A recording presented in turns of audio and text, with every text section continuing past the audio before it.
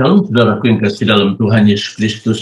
Sukacita besar ketika kita dapat menjumpai saudara pada saat ini. Saya percaya bahwa Allah masih berkenan mengasihi kita.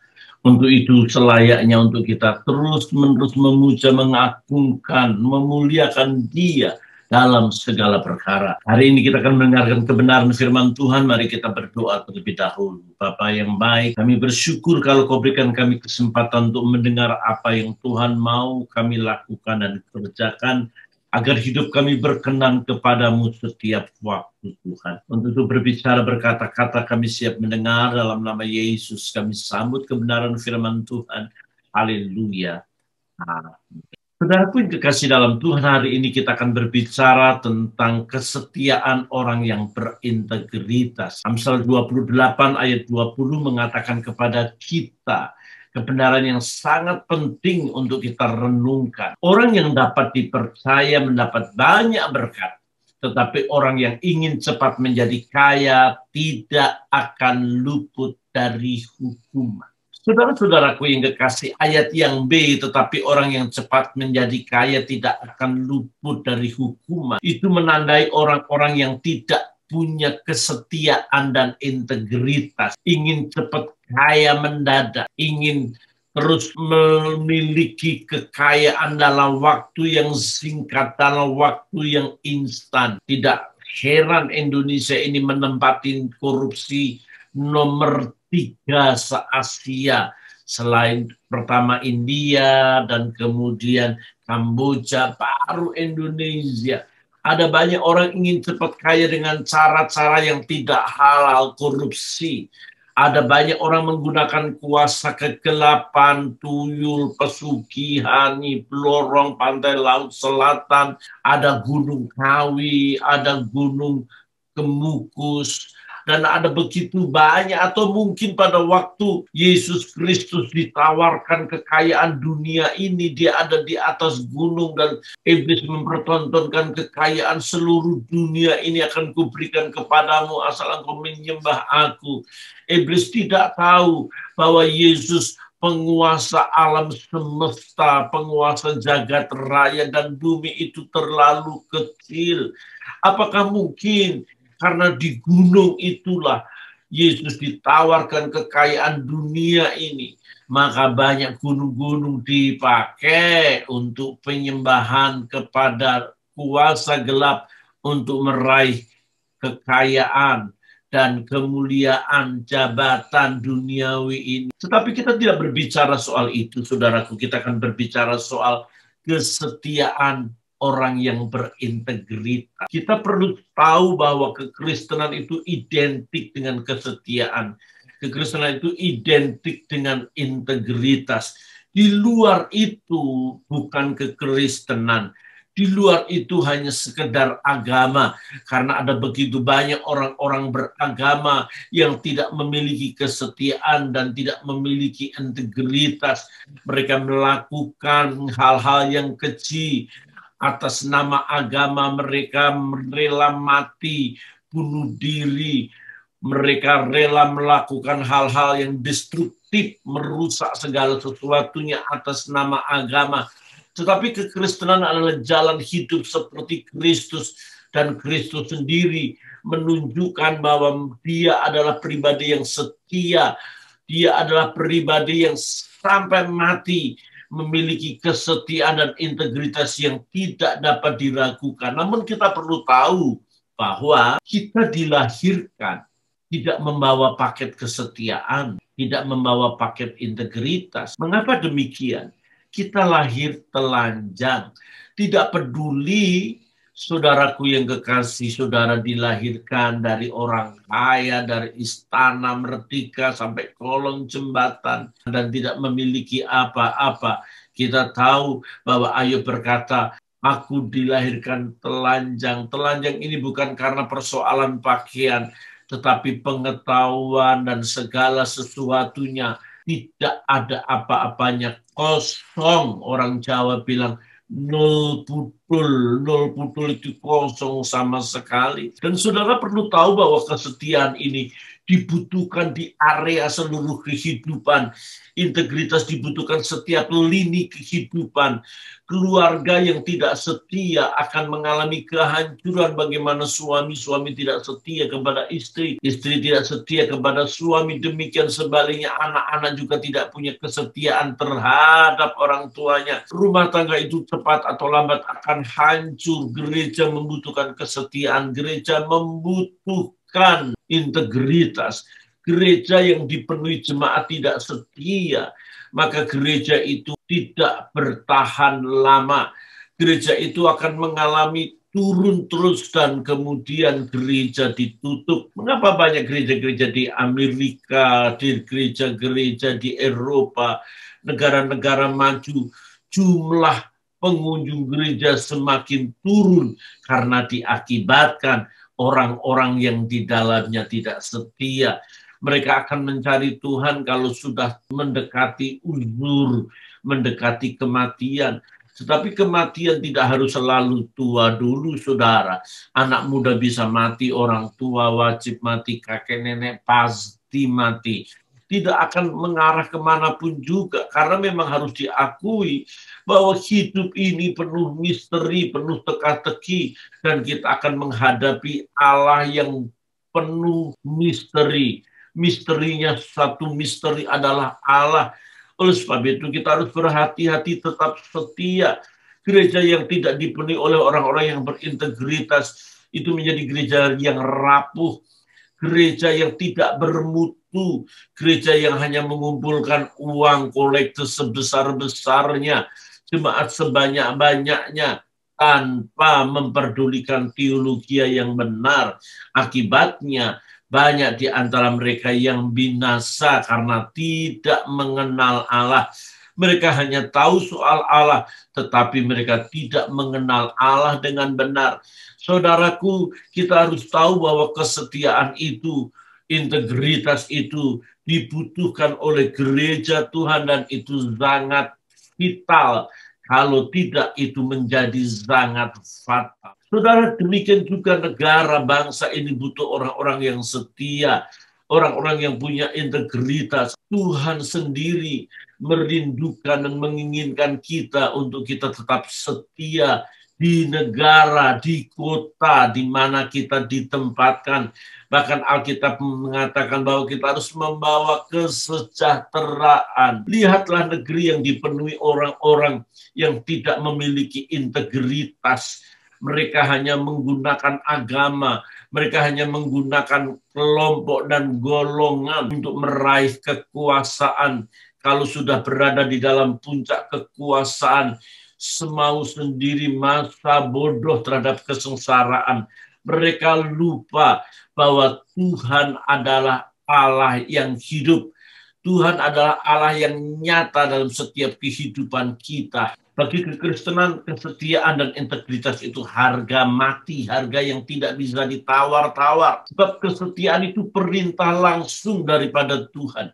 Kesetiaan itu adalah pola hidup yang Yesus miliki. Alkitab mencatat Wahyu pasal 2 ayat 10, hendaklah engkau setia sampai mati dan aku akan mengaruniakan kepadamu mahkota kehidupan. Jadi usai kematian kita masih hidup karena ada mahkota kehidupan. Mahkota kehidupan itu diberikan hanya untuk orang-orang yang setia. Karena Filipi pasal 2 ayat 8 mengatakan bahwa Yesus setia sampai mati, taat sampai mati. Saudaraku yang kekasih, seringkali kita meninggalkan kesetiaan itu karena kesetiaan itu memang bukan paket pada waktu kita dilahirkan. Tapi harus ada sebuah usaha, sesuatu yang perlu diperjuangkan. Masakan kita kalah sama seekor anjing di Jepang Hachiko yang di stasiun Shibuya menunggu majikannya. Dia tidak tahu majikannya meninggal. Dia tunggu terus-menerus sampai mati. Hingga didirikan patung Hachiko supaya orang mengingat bahwa ada anjing yang setia. Ada banyak orang kalah sama anjing Karena apa? Karena orang sekarang tidak setia. Untuk itu saudaraku yang kekasih dalam Tuhan, kita perlu tahu bahwa kesetiaan itu penting. Setia dalam bahasa Yunaninya adalah pistos, atau dalam bahasa Ibrani-nya emuna. Orang yang dapat dipercaya itu emuna. Emuna itu setia. Emuna itu termasuk iman. Kesetiaan dalam bahasa Yunaninya pistos. Pistos juga berbicara soal iman. Setia dalam bahasa Inggrisnya faithful. Faith iman, full penuh. Jadi hanya orang yang memiliki iman yang penuh saja yang bisa memiliki kesetiaan. Itu harus diakui memang begitu, saudara, tidak bisa tidak. Hanya orang yang memiliki iman yang sungguh-sungguh serius, iman yang sungguh-sungguh terus-menerus berkembang, progresif, adalah orang-orang yang menempati bangku-bangku gereja, orang yang menempati tempat-tempat pelayanan yang konsisten. Saudaraku, emuna dalam dunia barat, konsep iman umumnya menempatkan tindakan pada subjek daripada objeknya. Yang penting subjeknya, orangnya, bukan objeknya Tuhan. Tuhannya tidak masalah, Tuhannya memang setia, Tuhannya maha kuasa, Tuhannya dahsyat. Tapi objek dari emunah ini, setia ini adalah orangnya. Orang yang beriman bagaimana? Masihkah ada iman? Masih. Tapi seberapa besar iman itu? Masihkah berdoa? Masih. Seberapa besar dan banyak doa itu? Masihkah setia? Masih. Tapi seberapa banyak kesetiaan itu? Saudara-saudaraku yang kekasih dalam Tuhan, harus dipahami, harus diakui. Alkitab mengatakan kepada kita untuk kita lebih sungguh-sungguh mendekatkan diri kita kepada Tuhan. Percaya itu memang harus. Tapi Tuhan lebih mengagumi orang yang diberi kepercayaan. Jadi kita memiliki tugas bukan hanya percaya, faith, pistos, setia, tapi kita diberi tugas untuk kita diberi kepercayaan. Yohanes pasal 2 ayat 24 mengatakan kebenaran kepada. Tapi Yesus sendiri tidak mempercayakan dirinya kepada mereka karena ia mengenal mereka semua. Jadi saudaraku, ada jutaan orang percaya kepada Kristus, tapi Kristus tidak mempercayakan banyak. Jadi tidak semua orang-orang yang percaya itu diberi kepercayaan. Karena ada orang-orang yang percaya tetapi tidak setia. Orang yang percaya hanya setia di hari Minggu, maka hari-hari lain dia tidak setia. Orang menyebutkan Kristen tomat, Minggu tobat, Senin kumat. Jadi harus dipahami bahwa kekristenan itu adalah jalan hidup seperti Yesus. Memang Kristen adalah agama mayoritas dunia ini. Tapi orang-orang di dalamnya banyak terdegradasi oleh keduniawian, terdistorsi oleh kepentingan-kepentingan di dalamnya. Oleh sebab itu, saudaraku yang kekasih di dalam Tuhan Yesus Kristus, yang penting kesetiaan ini subjeknya, bukan objeknya. Subjeknya itu saudara, subjeknya itu kita. Agar kita tahu bagaimana kita bertindak, bagaimana kita berbuat, sesuatu yang menyenangkan Tuhan hari demi hari. Dan itu butuh kontinuitas. Oleh sebab itu betapa pentingnya kita memiliki kesetiaan. Orang yang setia itu orang yang berangkat dari integritas.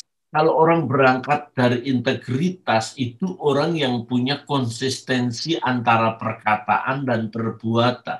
Kesetiaan itu adalah bentuk daripada integritas. Kalau kita melihat integritas, integritas sendiri adalah berasal dari bahasa Latin integer. yang punya arti tidak dapat rusak. Ketaatan yang kuat pada kode moral. Jadi integritas adalah suatu konsep yang menunjukkan konsistensi antara tindakan dan nilai-nilai prinsip. Integritas diartikan sebagai kejujuran dan kebenaran dan tindakan seseorang dari tindakan seseorang. Tentu saudara, lawan dari integritas itu hipokrit, munafik, ngomongnya apa, tingkah lakunya apa. Orang-orang yang punya integritas adalah orang-orang yang tidak merangkai kata-kata tanpa perbuatan. Kita melihat, kita mendengar, ada begitu banyak pejabat-pejabat yang hanya merangkai kata-kata tanpa perbuatan. Orang berkata omdo, ngomong doang, omdo. Atau tong kosong nyaring bunyinya. Kalau ngomong seolah-olah indah sekali, seolah-olah luar biasa, seolah-olah bagus banget. Tapi tidak ada kerjaannya, tidak ada hasilnya untuk orang banyak. Kalau ngomong suka ngegas, omong doang. Saudaraku, ini orang-orang yang tidak memiliki integritas. Orang-orang yang memiliki integritas adalah orang-orang yang jujur, orang-orang yang merdeka, orang-orang yang menunjukkan keautentikan dirinya sebagai orang yang punya tanggung jawab dan berdedikasi. Oleh sebab itu, kesetiaan itu memang berangkat dari integritas. Integritas dengan kesetiaan itu seperti kakak adik. Dan kita harus menyadari dengan pasti dan kita mengetahui apa yang Alkitab katakan. Alkitab berkata tadi bahwa kesetiaan itu mendatangkan berkat yang banyak. Artinya unlimited blessing, berkat tanpa batas, bisa diperoleh oleh orang-orang yang setia. Namun kesetiaan model apa yang bisa menghadirkan berkat yang banyak? Kesetiaan yang penuh integritas, kesetiaan yang kontinu, kesetiaan yang berkesinambungan, kesetiaan sampai titik akhir, kesetiaan yang berlanjut, kesetiaan yang tidak berhenti, seperti sudah hanya sebentar muncul dan kemudian hilang. Kesetiaan ini mendatangkan banyak berkat, kata Amsal. Kita tidak bisa membungkus berkat itu dengan sekedar kekayaan, prosperity, kemewahan. Namun ada begitu banyak arti berkat dalam Alkitab. Kita harus mengetahui bahwa berkat itu baru. Memang arti yang sebenarnya, yang umum, yang general adalah kemakmuran, hadiah, kedamaian. King James menerjemahkan adalah kebebasan. Jadi saudaraku, orang yang setia dan berintegritas itu adalah orang yang memiliki berkat. Berkat itu adalah sebuah kebebasan. Berkat dalam arti yang lain berasal dari kata barak. Artinya berlutut dengan implikasi untuk memberkati Tuhan. Di sini ada tindakan pemujaan, di sini ada tindakan pengagungan. Dan itu mendatangkan keuntungan bagi manusia. Jadi barak, berkat itu adalah berlutut. Berlutut itu adalah menyembah. Menyembah proskuneo yang memiliki arti dasar dari kesetiaan seekor anjing menjilat-jilat kaki tuannya. Dan itu merupakan pekerjaan yang tetap oleh seekor binatang. Maka kita seperti pemazmur, aku dungu seperti hewan di dekatmu. Oleh sebab itu barak, orang yang setia dan berintegritas adalah orang yang tahu menyembah Tuhan. Datang kepada Tuhan tidak hanya sekedar punya kepentingan. Datang kepada Tuhan tidak hanya sekedar meminta-minta. Karena Tuhan semesta alam langit dan bumi ini, Allah Abraham, Ishak dan Yakub adalah Allah yang tidak hanya menciptakan segala sesuatunya dan menempatkan dirinya sebagai seorang yang layak dipuja-puji, diagungkan, memberikan ketetapan-ketetapan, hukum-hukum, dalil-dalil, bahkan membuat kita menjadi orang-orang seperti ini, seperti itu, sesuai dengan takdirnya. Dia bukan Allah yang jauh di sana sebagai objek penyembahan, tetapi dia adalah Allah yang di sini. Yesus mengatakan bahwa kerajaan Allah ada di antaramu. Kalau kerajaan Allah ada di antara kita, pasti kerajaan Allah itu ada rajanya. Dan rajanya Yesus Kristus. Dia ada di dalam diri kita. Dia tidak hanya mengawasi kita. Dia bukan pribadi yang matanya merah, kuning, hijau. Kalau kita salah, dia begitu marah. Dia memberikan hukuman dan murkanya. Dia bukan Allah yang hanya menentukan halal dan haram, tetapi dia Allah yang ingin bersekutu dengan kita. Dia Allah yang ingin menyatu dengan kita, Allah yang intimate dengan kita. Intimate itu adalah sebuah keintiman. Jadi saudaraku, orang yang setia dan berintegritas adalah orang yang memiliki keintiman kepada Tuhan. Kita tahu bahwa mengenal itu dalam bahasa Yunaninya ginosku. Ginosku adalah pengenalan akan Tuhan yang berangkat daripada hubungan. Jadi ginosku ini tahu, mengerti, bukan karena belajar, mengerti bukan karena baca buku, mengerti bukan karena pengetahuan, tetapi mengerti karena hubungan, mengerti karena intimate.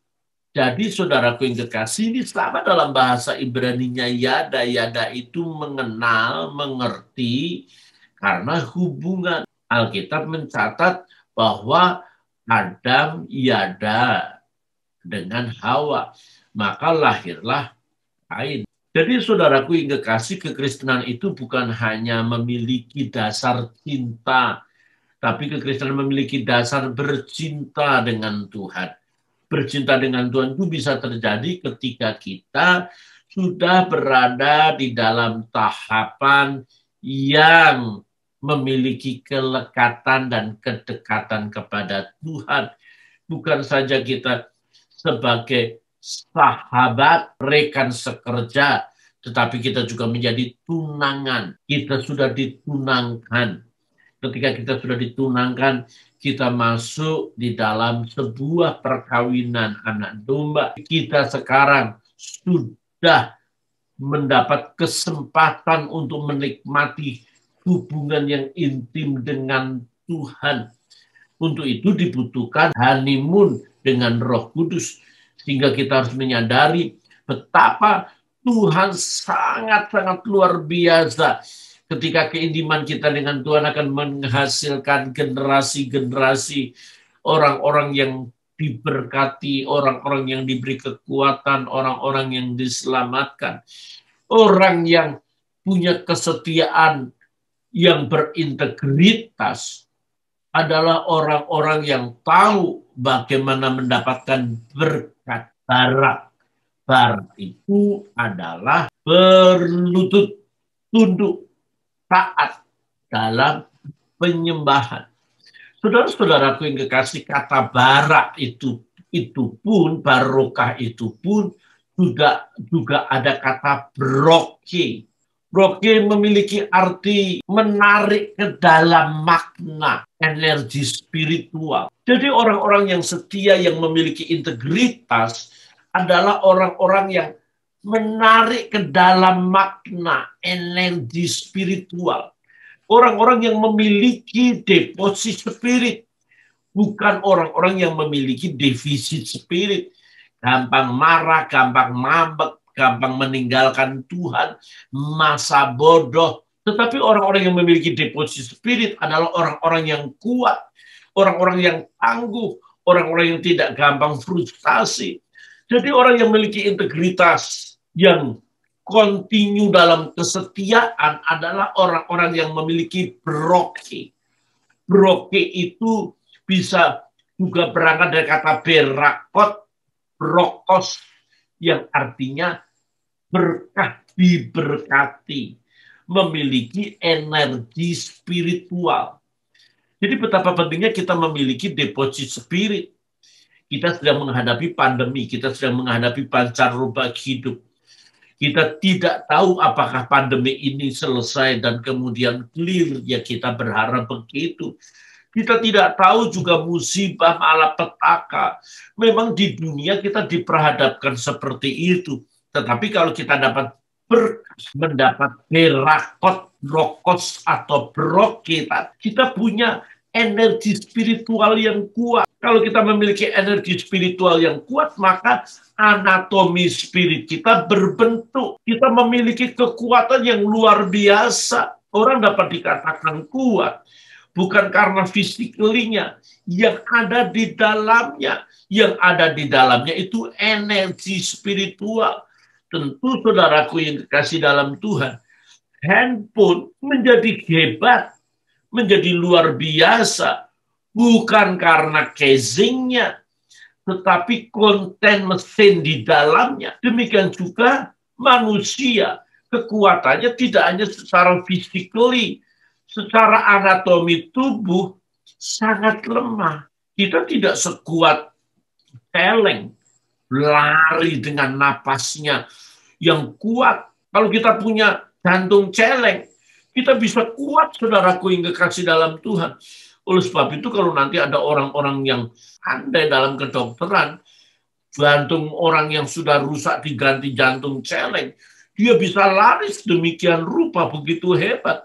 Fisik kita tidak seperti gajah yang memiliki kekuatan begitu besar. Bahkan mata ini tidak lebih hebat dari mata kucing yang begitu tajam. Dan ada begitu banyak kelemahan-kelemahan secara fisik. Tapi jangan ditanya ke anatomi spiritnya. Anatomi spiritnya itu adalah peta dan gambar Allah, demut stelem imago Dei. Kita memiliki kemampuan yang Allah miliki. Kita memiliki kekuatan yang Allah miliki. Kita punya karakter yang Allah miliki. Itu konten dalam anatomi spiritnya. Jadi saudaraku yang kekasih dalam Tuhan, orang yang memiliki kesetiaan yang penuh integritas adalah orang yang membangun anatomi spiritnya. Dalam bahasa Alkitab, tidak sama dengan dunia. Menghindarkan dari kemelekatan dengan dunia, artinya karakter-karakter dunia ini. Oleh sebab itu betapa pentingnya berkat yang dari Allah, yang utama, not physically, bukan secara anatomi tubuh saja, tapi lebih penting anatomi spiritnya. Tuhan lebih mengutamakan berkat rohani daripada berkat jasmani. Saudara jangan salah, saudara jangan pikir saya anti berkat, jangan pikir saya anti kesembuhan. Saya menikmati begitu banyak mujizat yang Tuhan berikan. Sampai sekarang saya bernapas pun saya menganggapnya berkat daripada Tuhan. Karena banyak orang tidak bisa bernapas karena COVID sudah sampai di paru-parunya. Mau nafas saja begitu susahnya, begitu mahalnya untuk beli nafas. Nafas itu adalah berkat. Tapi apa artinya berkat itu kalau kita tidak menikmati hari-hari bersama Tuhan? Jadi kekayaan itu bukan apa yang kita punya. Berkat itu bukan apa yang kita punya, tetapi siapa yang kita punya. Kalau saudara punya apa saja di dunia ini, tapi saudara tidak punya Yesus, seperti Yesus berkata kepada orang kaya yang berkata, "Hai jiwaku, tenanglah, bukalah lumbung-lumbung karena kekayaan hasil panen melimpah." Tetapi Yesus berkata, "Hai bodoh, kalau jiwamu diambil malam ini, untuk apa itu? Bila saatnya nanti ku tak bernyawa lagi, hidup ini sudah jadi berkat." Saudara, dalam arti bahwa berkat itu bukan apa yang kita punya, tetapi siapa yang kita punya. Kalau saudara punya Yesus, saudara punya segalanya. Sampai surga saudara punya. Karena dia pemilik surga. Bahwa hidupmu tidak punya arti apapun kalau engkau tidak punya Yesus. Carilah tokoh siapapun di dunia ini. Temui dia dan tanya. Kalau perlu kau boleh tanya sampai dunia orang mati, apakah dia menjamin surgamu, menjamin hidupmu. Tidak akan pernah engkau temui. Hanya Yesus Kristus yang memberikan berkat kehidupan. Tidaklah engkau setia sampai mati, aku akan berikan mahkota kehidupan. Engkau boleh percaya nabi manapun. Engkau boleh percaya rasul, santo, siapapun. Tanyain dia sampai ke kematian. Apakah dia menjamin surgamu? Tidak. Jadi kekayaan itu bukan apa yang engkau punya, tapi siapa yang engkau punya. Dan kata brokos, berkat itu artinya menarik ke dalam makna kemampuan, kekuatan, energi spiritualmu. Dan Yesus sendiri yang memberikan itu kepada saudara, kepada saya. Dia mengembalikan nezama, nafas Tuhan yang sudah mati sejak Adam jatuh dalam dosa. Dia bukan hanya sekedar memberikan nefes. Kalau nefes atau ruah, roh dan jiwa itu semua manusia punya, binatang juga punya. Tetapi yang namanya nesama Tuhan berikan kepada saudara. Nesama itu adalah rohnya Tuhan. Nesama itu yang membuat rohmu layak, jiwamu layak untuk kerajaan surga. Oleh sebab itu Yesus berkata, "Akulah kebangkitan dan hidup. Barang siapa sudah mati, dia akan hidup." Saudaraku yang kekasih, kita ini mati rohani. Kita perlu dibangkitkan. Dan kematian rohani inilah yang membawa kita ke dalam kebinasaan. Tapi kematian rohani ketika seseorang menjumpai Yesus, di sana ada brokos berakot atau beroki, energi spiritual. Bangunlah kekuatan rohanimu, bangunlah anatomi spiritmu, sehingga hidup kita memiliki berkat tanpa batas, sukacita yang berasal daripada Tuhan. Untuk itu, saudaraku, betapa pentingnya kita memiliki kesetiaan yang berasal daripada Tuhan. Karena kata berkat itu memiliki 3 kategori dalam Yudaisme, berakah atau berakah. Yang pertama, berkat itu merupakan sebuah pengalaman yang menyenangkan. Berkat hanehenin.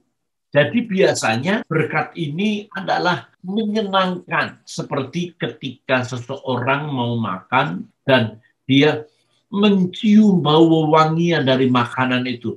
Ya memang saudara, kalau masih bisa mencium itu berkat. Beberapa orang yang terpapar COVID sudah tidak bisa mencium lagi. Dijauhkan Tuhan kiranya daripada kita. Saya sendiri belum mengalami sih, tapi saudara-saudara saya yang pernah terpapar, teman-teman saya yang sudah terpapar, mereka berkata, tidak bisa mencium, bahkan rasa hambar, tidak bisa mengerti. Bagaimana rasanya lidah ini sudah tidak berfungsi, tidak tahu rasanya sama saja, pasir nasi, capcay, sapi lada hitam, sama rasanya. Bahkan kotoran sama rasanya. Baunya sama. Ini mengerikan, dijauhkan Tuhan kiranya daripada kita, saudara. Jadi sadari ketika kita masih bisa mencium, itu adalah anugerah. Kita masih bisa merasa lidah kita, itu adalah anugerah. Itu adalah berakah atau berakah, berkat. berkat yang daripada Tuhan. Jadi itu sangat menyenangkan sekali. Jadi segala sesuatu yang menyenangkan dalam hidup kita, ingat itu berkat. Jangan lupa yang memberikan berkat itu Tuhan. Jangan sibuk di dalam berkatnya. Sibuklah dengan si pemberi berkat. Ada banyak orang ketika dia miskin, dia tidak punya apa-apa, dia begitu setianya kepada Tuhan. Tapi ketika sudah diberkati, dia punya mobil, punya rumah mewah, punya harta banyak. Hari Minggu tidak digunakan untuk mencari Tuhan, tetapi untuk bepergian menikmati kenikmatan hidup. Kata berakah ini punya arti pengalaman yang menyenangkan, tapi pengalaman yang menyenangkan yang punya connecting dengan Tuhan. Bukan dengan diri sendiri saja. Makanan yang tersedia yang dijual, baru ingat Tuhan. Ingat si pemberi berkat itu. Hal yang kedua, kata berakah atau berakah itu adalah saat melakukan perintah. Birkot hamitsot. Bagaimana orang-orang Yahudi ketika beribadah kepada Tuhan, dia menyalakan lilin. Ketika dia menyalakan lilin, dia masih punya kesempatan untuk melakukan tugas itu. Namanya berakah. Jadi kalau saudara diberi kesempatan untuk melayani, itu berat. Artinya melakukan perintah. Jadi perintah Tuhan jangan dianggap berat. Perintah Tuhan itu berkat. Karena masih bisa melakukan. Kalau kita melakukan dengan sukacita, itu berkat buat kita. Ketika kita masih bisa melakukan itu untuk Tuhan, itu anugerah besar bagi kita.